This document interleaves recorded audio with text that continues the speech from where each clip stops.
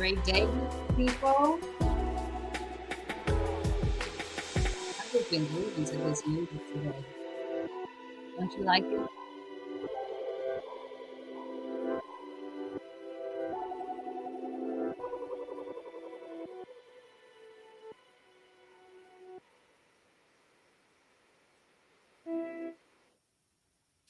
All right. All right. All right. All right. We're going to play that in the background just a little bit because I like that. We're going to see if we can get that to play in the background a little bit today. Yeah, there we go. Beautiful, beautiful day, great day to all of my amazing family and friends that are out there. It's another beautiful day. Welcome to another episode of WWJD, Wealth and Wellness with Demetrea and Janay, where we talk wealth and wellness for the betterment of our community.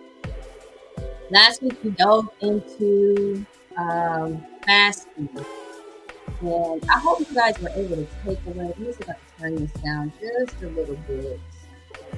I can turn that. Let me get that down a little bit. Here we go. That's good. Perfect, perfect, perfect. All right. So last week we delved into fasting and we talked about, excuse the camera today. I got a little weird movement going on today. So if I look a little weird, don't mind it because I don't know. It's technology, right? So fasting is what we discussed last week, and we kind of just went over some of the benefits of being able to have your body reset. But more importantly, I wanted to discuss how your body would possibly respond so that you won't actually feel caught off guard, bombarded, or kind of freaked out even regarding the bodily effects that your body goes through. So we talked about headaches being one. We talked about migraines even coming after the headaches. We talked about having body aches. Okay, like the body will really go through a phase because it's detoxing. It's removing and eliminating all of the waste that and toxins that are within inside of your body. We can detox a plethora of things. There's so many things that we put into our bodies that we're unaware of. Okay, so that was what we discussed last week. If you didn't get a chance to check out the episode, be sure to check out episode 2 of WWDJ, Wealth and Wellness with Demetrea and Janay. That is on the Paradigm Network where you are here now. So today I want to discuss some of the things that we put into our bodies that causes us to have to fast. So maybe I should have did this episode first before I did fasting, but hey, that's just the way it turned out. Okay. So we want to talk about processed foods today. Yeah, that monster, that word. Processed foods are everywhere. And as I've discussed previously in another episode, there are some processed vegan foods as well. We have to be mindful of what's out there, what they are promoting and putting into our foods that we are then putting into our systems that causes us to have to fast. All right, so processed foods where? And we can even go, we can start with fast foods. Of course, most all fast foods are strictly processed foods, meaning that it's not an actual, for the most part, it's not a real food. Or there's some added preservative to it that causes it to not be real. Let me see if I can find an actual definition of what a processed food is. It says food processing is a transformation of agricultural products into food or in one form of food into other forms. Food processing includes many forms of processing foods, from grinding grain to making raw flour to home cooking to complex individual methods used to make convenience of food. That doesn't even look like a real definition of what processed food is that we eat. I don't know about that, but we do know that processed foods are not good for our systems because they're not coming from the soil in which it should be coming from. Okay, whether it's the soil, whether it's a tree, it's not coming from its natural source. It's made in a lab somewhere, in a factory somewhere, and they've added things. These are chemical compounds formed together, put together to form some type of product that we call food. Okay, so what are some of the side effects of having processed foods? Well, we know that it causes bodily harm to us just because our body is going to go through different effects of it. But we have to understand that labeling is important, because even when we buy things in the grocery store, there are so many things that have a label on it that says bioengineered products are contained in this, or is an ingredient. Bioengineered ingredients are part of this product. What does bioengineered mean? That means that it's not something natural that's in this particular ingredient, that's an ingredient in this particular food that you're eating, which means it's man-made. So if you go get a hamburger meat, let's just say you go get hamburger meat, right? And for some reason you don't get like the raw hamburger meat. Maybe it's in, let's do frozen patties. All right, let's do that. Let's go frozen patties. You have to check those labels.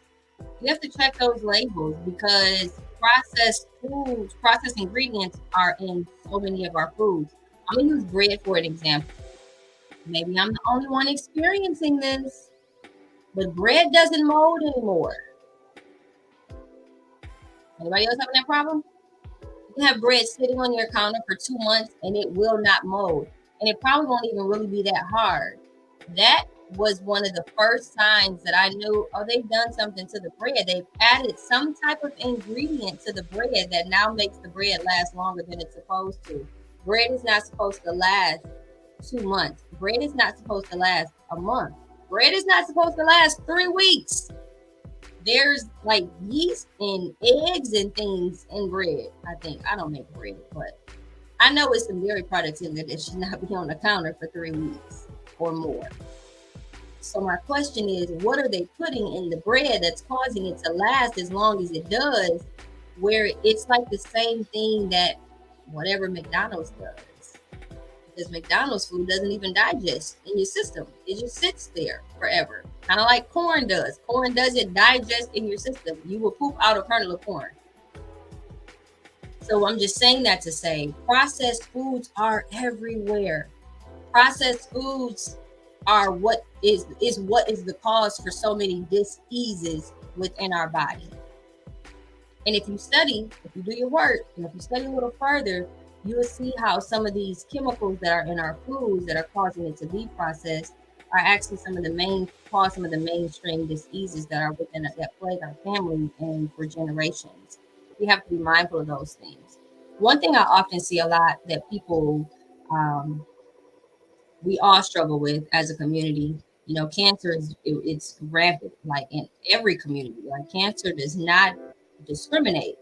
I lost both of my grandparents to different forms of cancer, more than one cancer, because it started spreading. So please understand it hits home. But I also understand that there are contributing factors to cancer. That all of us actually have cancer cells within our bodies. But it's all about what we put in our bodies that activate these cancer cells. That's what a lot of people don't understand. So when we have our t-shirts, our banners, our hats, and we saying, skip cancer, bump cancer, F cancer, all of that, we have to say skip the ingredients, skip the food, bump the ingredients that causes cancer. That's the truth about it. That we are a contributing factor to some of these so-called diseases that we obtain. High blood pressure, high cholesterol, diabetes. We know that those are food-borne diseases. So that means that we have to take accountability and responsibility to not contribute to those diseases, because those foods do not serve our bodies. I would even go further to challenge you to start paying attention to your frame of words, because certain things that we call food is not actually food. Food is something that is nutrient based to your body. So if you're eating something that does not contain any nutrients and does not serve your body in any way, you're not actually eating food. So we have to first, again, I started off the episode starting off talking about our mindsets and our words. It's a mindset shift. When you have the mindset shift, you can change your words. When we're eating fast food, we're not eating food. We're just putting something into our bodies. There's nothing nutrient dense about fast food. When we're eating a bunch of junk, We're not eating food. We're just putting something in our body. We're just satisfying our taste palate. I would go as far as to say. Until you're eating something from its natural source, something that has nutrients in it that's going to actually serve the cells in your body, that's when you're actually eating food. So it's a mindset shift that we have to consider and do our due diligence of researching these things and studying the things that we consider food that's really not food. It's just satisfying our taste palate. So back to the processed foods that we were talking about. We have to get back to the garden. I would encourage you, even if it's just one or two things, I would encourage you to get back to the garden or buying whole foods. There's whole food stores. You have stores like Trader Joe's. You really have to look at the ingredients when you go into these type of stores, and you will see that there's not a lot of bioengineered ingredients in the food that they sell. Whole Foods. And I'm not referring to the actual store Whole Foods. I'm just saying actual Whole Foods. We have to get back to the basics. If we want to save ourselves, save our families, save our communities, we have to get back to the basics. Does it take longer? Absolutely. But we live in a society where everything is microwavable. We want everything so fast. And I can only speak from experience because I used to be the same exact way. I wanted everything done fast and convenient. Convenience costs you in the long run. Convenience now means dis-ease in the long run. Convenience now means heart disease in the long run. Convenience now means high blood pressure in the long run. So is it really convenient? I want long-term convenience, not temporary convenience. Like I want long-term money, not temporary money. It's all about a shift in our mindsets, guys. We really have to know that we are worth it. Our families are worth it. Our legacies are worth it. Our community is worth it. You just got to chop a couple of vegetables every now and then. My brother made a joke about me before because I was making dinner one day and I was one of my favorite vegetables to eat is kale. I love kale. And because kale is prone to have is sprayed the most as far as with herbicides, unless you can get it organic, and even if it's organic, I still clean my vegetables anyway. But he's seen me soaking them and massaging them, and he's like, "What are you doing?" And I said, "I'm massaging my kale to release the fiber so that it's not as stiff when I try to eat it." And he said, "Well, if anybody has to actually clean and massage their food, it must be good for them." I thought it was pretty funny because I knew what he was trying to say. But I believe that he's worth it and I'm worth it. He enjoyed it because he ate it. So he got the benefits of being a part of that. But understanding that taking the extra time out to serve your body, something that really aligns with your anatomy, that's long-term care. That's self-care. That's self-love. We got to get back to the basics. We have to get back to the garden. We have to stop wanting such microwavable. I don't mean actual microwave foods. I just mean things that are so convenient that it's not really true almost that it's really good for us. I heard there was like some National Hamburger Day or something last week, or National Cheeseburger Day. And from what I understand, the fast food chain restaurants were offering burgers at very, very low prices. Anything that's good for you gonna cost you a little bit of something. But you gotta know that you're worth the cost. You gotta know that you're worth the cost. That's what it all boils down to. Everybody always says, it costs too much money to eat healthy. You're worth it. You're worth those extra dollars. Not the fact that the establishment that's charging it is charging too much. You're worth it because I'm quite sure we've spent too much money on other things that we didn't need outside of the food industry. So I just want you to know that you're worth it when it comes to providing yourself with nutrient-based foods. If you want to live a healthy lifestyle, if you don't want the sluggishness, if you don't want the stomach aches, if you don't want the GERD, if you don't want the diarrhea, if you don't want the constipation, if you don't want the headaches, if you don't want the migraines, if you don't want the dis-ease, if you don't want the cancer, if you don't want any other ailment or disease that could possibly be there, I encourage you to study those diseases that are caused by foods, because a lot of them they're food-based diseases. Now, there are some, of course, that some cancers come from chemicals, and there's chemicals all around us. I'm in the Michigan area. Chemicals in the air. You have chemtrails. You have chemicals everywhere. Chemicals that you wash your clothes in, wash your dishes in, clean your house with. There are natural remedies for these things. Everything that you look at for a cleaning product has some type of lemon in it or has some type of vinegar in it. So I think that lemon and vinegar can clean your house just as fine. So it's just something for you to think about. Processed foods. What is food? What is going into your body? How does it make you feel? Have you ever given your body an alternative to processed foods to even know how your body will respond and how you would feel and how you would operate if you ate something from its natural source instead of processed foods? What are you feeding your children? These are the questions that I challenge you to ask yourself, because you're worth it.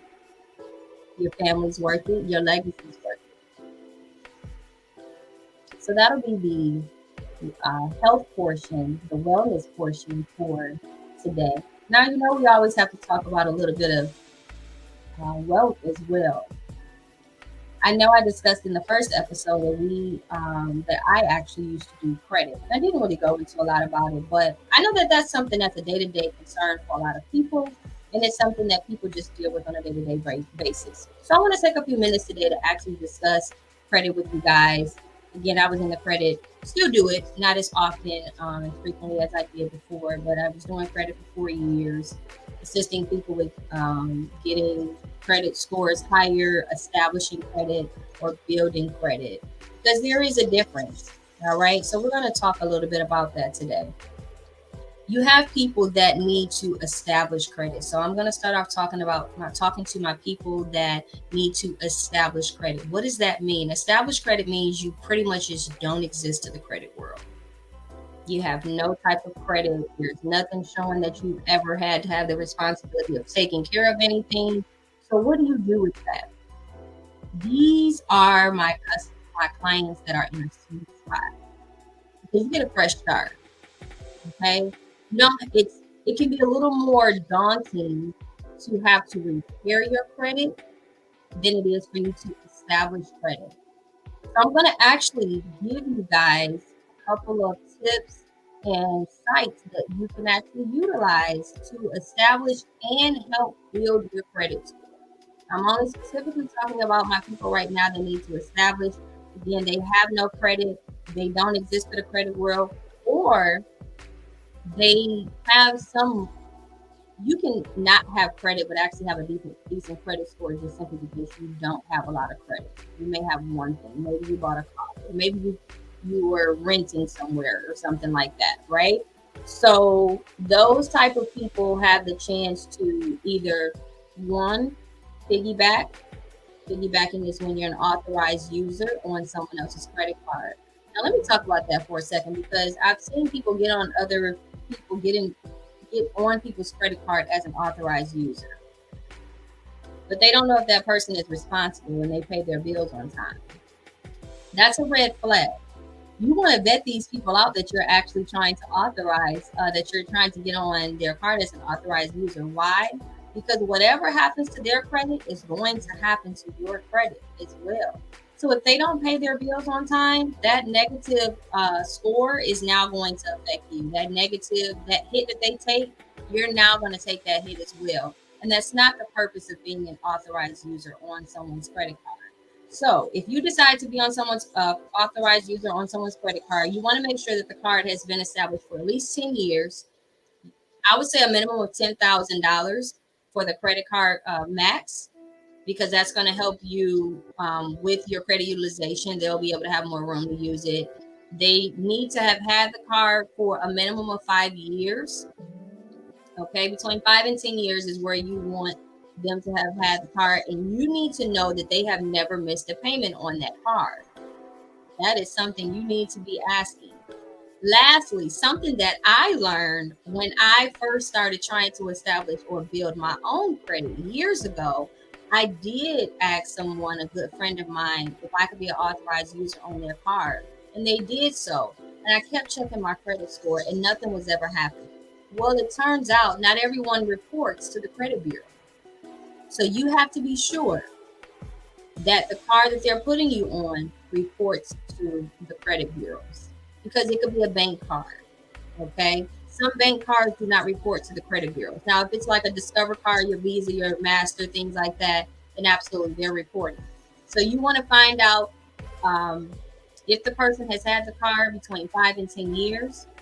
Is the credit max on the card a minimum of $10,000? You need to find out if they have ever been more than 30 days late on their payment.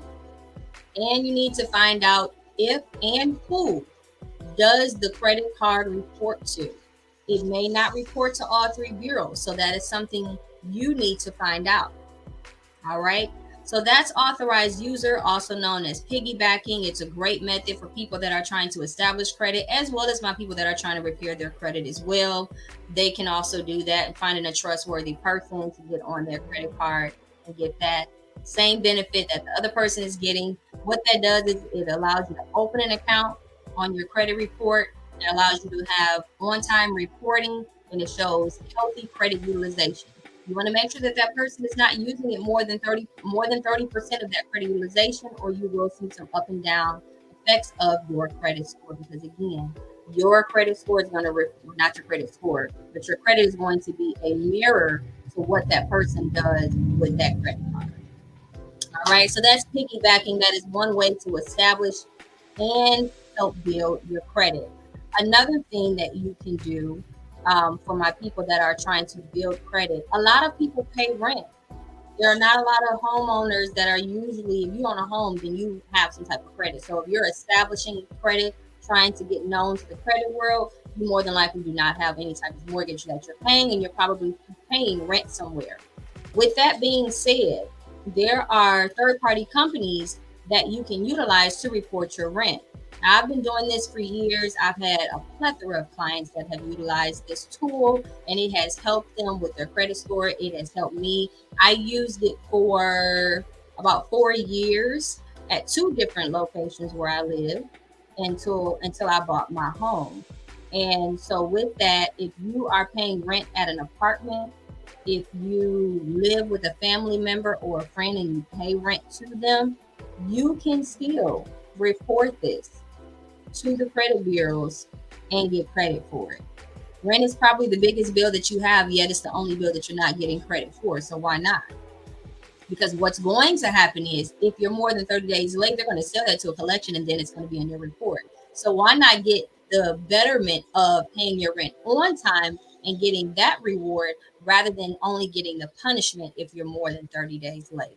So I'm going to share with you a website that you can utilize if you are, again, paying rent to anyone. For my parents out there that want to help their kids establish and build credit, if you have a child living in your home, you can still also use this as well.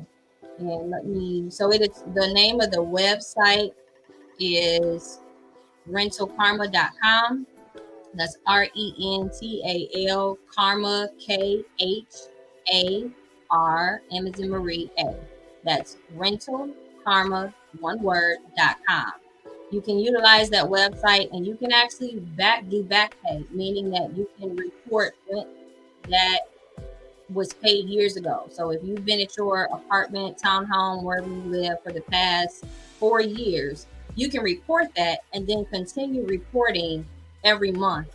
I recommend doing this as long as you're paying rent. There's no reason for you not to report your rent if you're paying on time. Now, if you are more than 30 days late on your rent, I do not recommend you using this method, because then it will negatively affect your credit score. Okay. But if you are an on-time, payment payer for your rent, now I noticed I said more than 30 days late. Well, why did I, specify that? Because your company that you pay rent to they have a different late fee than the credit bureaus. Okay. Nothing can be reported to the credit bureau unless it's more than 30 days late. Any establishment or institution that you owe money to, they usually have a 5-day grace period or 10-day grace period. And then after that grace period, you have a late fee. They can charge you the late fee, but they still cannot report it until it's more than 30 days late. Then they have the legal right to go ahead and report it to the credit bureaus, and they're just selling it to a collection agency, and then that's when you're able to, you'll see it on your credit report. So again, rentalkarma.com is the website. You can utilize that tool to establish credit. If you are married and you're paying rent together, even if you're not paying rent, your husband paid rent, your wife, your girl, your man, whoever, both of you guys need to report that, so you both get the benefits. You're both living in the home. There's a spouse or partner option on the website for you to include them. The fee is a little bit higher. You pay one initial fee that's a little higher, and then you pay month to month. I don't think it's more than $10 for a single person. It may be a little more if you're paying for a couple. So that's a great tool for you to utilize and get credit for paying your rent. Again, long as you're no more than 30 days late. I'm also going to give you guys a discount code because I love you guys and I appreciate you being here, tuning in and listening to me and giving these tips and tricks on how you can better your health and your wealth. So discount code is my last name, Sherelle. S is in Sam, Herr like Robert, ILL 88. Again, that's Sherelle 88, no spaces, no dashes. Sherelle 88 is the discount code that you can use, and it'll get you a discount on that initial fee. It will not get you a discount for the month-to-month fee that there is with Rental Karma, but it will get you a discount on the initial fee that you pay to be a part of the program. All right. So paying your rent, second option for you to be able to establish as well as rebuild your credit. What is another way for you to build credit? I like to utilize a tool called Self-Lender, which I'm sure a plethora of people have seen YouTube commercials or TV commercials about Self-Lender. And then again, maybe you haven't.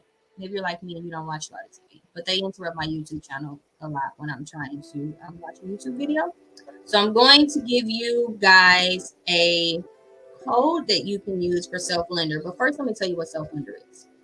Self-Lender is a third-party platform that allows you to put your money into a savings account. It's going to automatically draft it. You have to attach a bank card or a bank account. You're going to pick the amount of money that you would like for it to withdraw. I think it starts at a minimum between 15 and 25. It's either 15 or 25 is the minimum that they would deduct from your checking account. What then happens is once it deducts, it goes into a savings account. It's going to deduct this every single month. You get to choose how long you want it to deduct between 1 year and I believe 5 years. I believe are the three options. I believe it's 1, 2, and 5, if I'm not mistaken. But you have different options of how long you want to do this plan with them. I always suggest if you are establishing or rebuilding, or you do not have a good, healthy credit length, you need to do at least 2 years. You need to allow this money to be put up every month for at least 2 years. It's going to open up a new account on your credit report. It's going to increase your credit age. That's the word I was looking for. Your credit age. Credit age is important regarding your credit report. Okay. If you don't have a good credit age, a healthy credit age is a minimum of 7 years. And I'll talk about that in a second. So Self-Lender. Open the account. You choose the amount of money you want to have deducted. You choose how long you like to have the money deducted for, 1 year, 2 years, or 5 years. And then it's going to go into that savings account deducting monthly. What's going to also happen is they're going to report that deduction every month to the credit bureau. Now, from my understanding, the last time I was a part of Self-Lender, they were only reporting to TransUnion. That may have changed. They may be doing TransUnion and Equifax, maybe two. But not everything reports to all three bureaus. And that's a whole other part I'll try to get it all into this discussion as well. Okay. So once you select how long you want it to deduct, it's going to report to the credit bureaus. That account will be locked. You will not have access to the money. But what's great about it is after you accumulate a certain amount of money, they're going to offer you a credit card. Take it, but don't use it. I don't even know where my card is. I don't think I ever even opened it out the mail. But I have that card on my account and I don't use it. Now, if you choose to use it, I would say use the very minimum. Choose one thing to buy once a month, pay it back down, and that's it. Again, the platform that I'm referring to is Selflender, SELFLENDER, selflender.com. Platform that allows you to save your money, but they will report it as a personal loan. So you're opening up a quote unquote personal loan, but you're really just putting your money into a savings account. And then you're able to get your report updated on a monthly basis because it's showing, hey, this person is making on-time payments. We'll automatically withdrawals that don't get no more on time than that. All right. So Self-Lender, that is a great tool for you to use. I'm going to see if I have a discount code for you guys. 1 second. Let's see. Doesn't look like I have a discount code for that. However, Self-Lender, I highly recommend it. If you have any questions about it or want me to send you the link, you can always email me at demetriasherrill@gmail.com. I'll be more than happy to answer any other questions for you regarding Self-Lender or Rental Karma. And you can go from there. Those two are definitely highly recommended for you to build your credit, paying your rent on time, getting credit for it, and using Self-Lender. All right. So regarding credit, it was a few things that I mentioned when I was talking about that I want to go over. Like I mentioned with Self-Lender and Rental Karma, they don't report to all three credit bureaus. When you look at your credit score, you will know that you have 3 different credit scores. Well, why is that? Because not everything gets reported to all 3 bureaus. Well, why is that? The companies that report your financial information to the credit bureaus, they have to pay a fee for that. So it costs them to report these things. So they won't always pay the fee to have it reported to all 3 bureaus, let alone being able to have it consistent across the board. So that's why you're going to have 3 different credit scores, because one company may only report it to 1 bureau or maybe 2. So you will see certain things in your credit report that'll be on one and not the other, or it'll be on 2 and not the other. I usually typically, when I do my consultations, I always have people get a Credit Karma account for me to be able to see their account. One thing I like to tell people is that I don't look at Credit Karma to see your credit score. Credit Karma uses the Vantage 3.0 credit score, and that is not an accurate credit score. It's usually off anywhere between 20 to 40 points, give or take whatever you see on the actual platform. Okay. Your FICO score is what, when they're pulling, you're going to get a mortgage and things like that, they're pulling that FICO score. There are some places that may, depending on, like, maybe, I don't know if you're going to get an Old Navy credit card or something, they may pull your Vantage score. But a FICO score is the score that you want to know the accuracy of. And you can go to Experian.com to get your FICO score. They'll only give you Experian. You can go to myfico.com. That'll give you your Equifax score. And then typically, if you have some type of credit card, or if you bank with a credit union, they will usually provide you with your TransUnion score every now and then. You may, on a credit card, I know that you can get your FICO TransUnion score if that's what they report. You can get that on a monthly basis, if I'm not mistaken. I know that I get mine on a monthly basis with my Discover card. So just ask these questions. Ask your banking institution, hey, do you guys offer a free credit report? Do you offer at least for one of the 3? Know what your score is. Know how to look at your credit score. Know what's negatively and positively affecting your credit score, so that you know what it is that you need to do to obtain the goals that you're trying to reach. All right. So with that being said, TransUnion, Equifax, and Experian are the 3 main credit bureaus, and they don't all reflect the same thing. Okay, so back to what I was saying regarding Credit Karma. When I use Credit Karma, when I do my consultations, I'm usually only using that so that I can see the actual accounts that are on my client's report that's negatively or positively affecting them. And we come up with a game plan based on the accounts that I see. I'm able to see credit utilization. I'm able to see payment history. I'm able to see credit age. All those things matter with regards to if you're trying to build credit, if you're trying to establish, if you're trying to repair credit. What I'm also going to go over with you guys is for those that um, don't really know what makes up a credit report. Let me pull that up here. Because it's apply your payment history that makes up so much of your credit report. Most people don't understand. That's how when you are missing payments, that more than 30-day payments, and you're letting stuff go to collections and things like that, it can be daunting getting it off if you don't know the appropriate process to do it. Now there are laws out there that can assist people with getting things removed, because there is no law stating that anything actually has to be removed. Understand this: credit bureaus are just regular companies. They're not government entities. I think because it says bureau on the end, a lot of people think they're like government entities, but they're just three regular different type of companies that somebody decided to establish to be able to report when you're not taking care of your financial responsibilities, and now they're just making money off of it.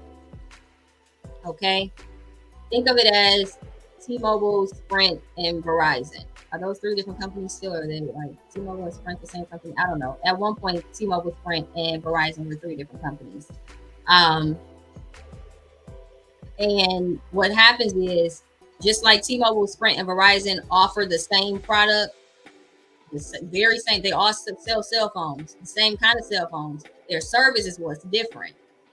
That's the same thing with TransUnion, Equifax, and Experian. They're all three different companies that do the same exact thing, but not everybody utilizes them. That's really all it is. All right. So I want to tell you what makes up your credit history. So 35% is going to be payment history. So anytime you have a late payment, that more than 30 days late, and it gets reported, you're going to see a major hit in your credit score. I've seen between 30 and 80 points, possibly even more, depending on maybe what the amount is or what the account is for. So 35% of your credit report is made up of payment history. Okay. 15% is going to be the length of credit history. Now, your length of credit history, that's more like your credit. You want to say like a credit mix. Let me see.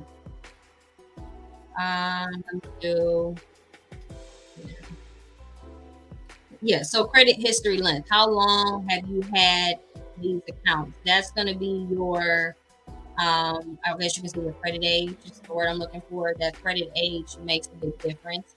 And then 30% is your outstanding debt. 10% is your credit mix. But what is the credit mix?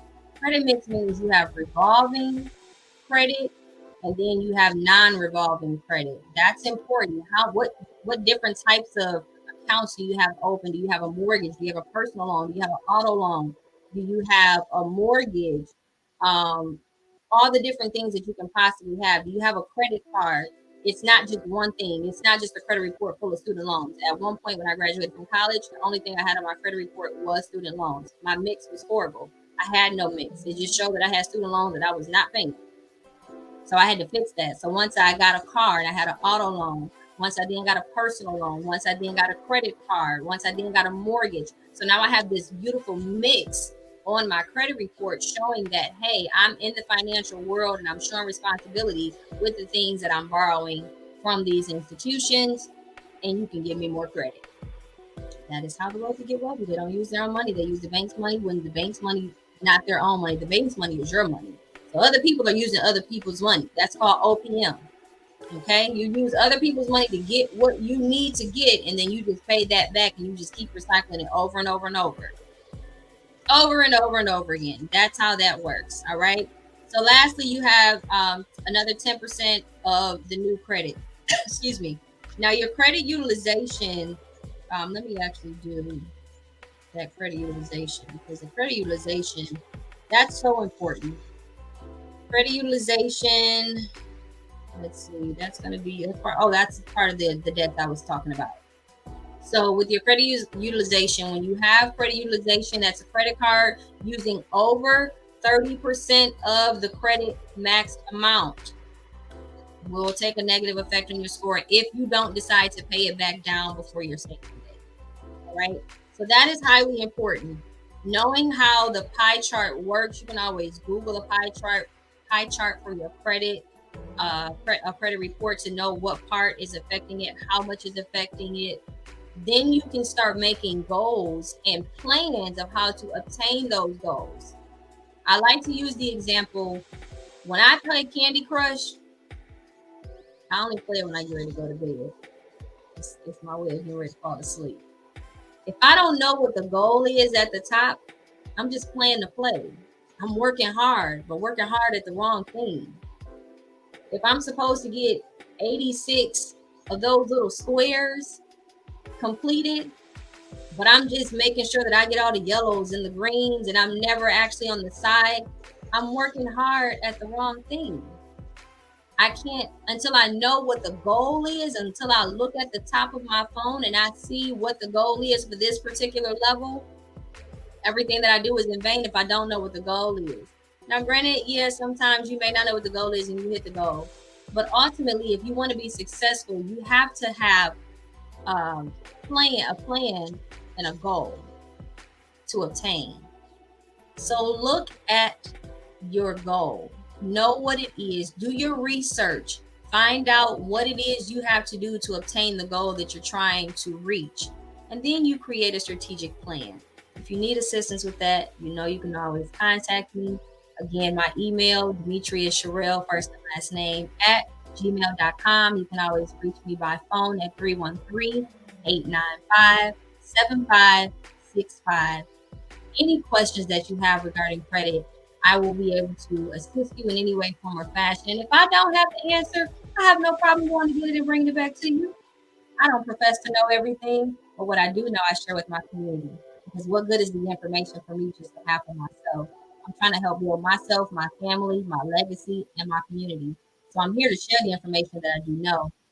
So be sure that you go to Rental Karma. Again, if you pay rent at an apartment, or if you live with a family member and you pay them rent, or even if you don't pay them rent, and they're willing to say that you do pay rent, that works too. Rental Karma, RentalKharma.com. Discount code that I'm offering to you guys with that, because there's a first time initial fee and then there's a month-to-month fee. It is very low. Don't be afraid to just at least look at it.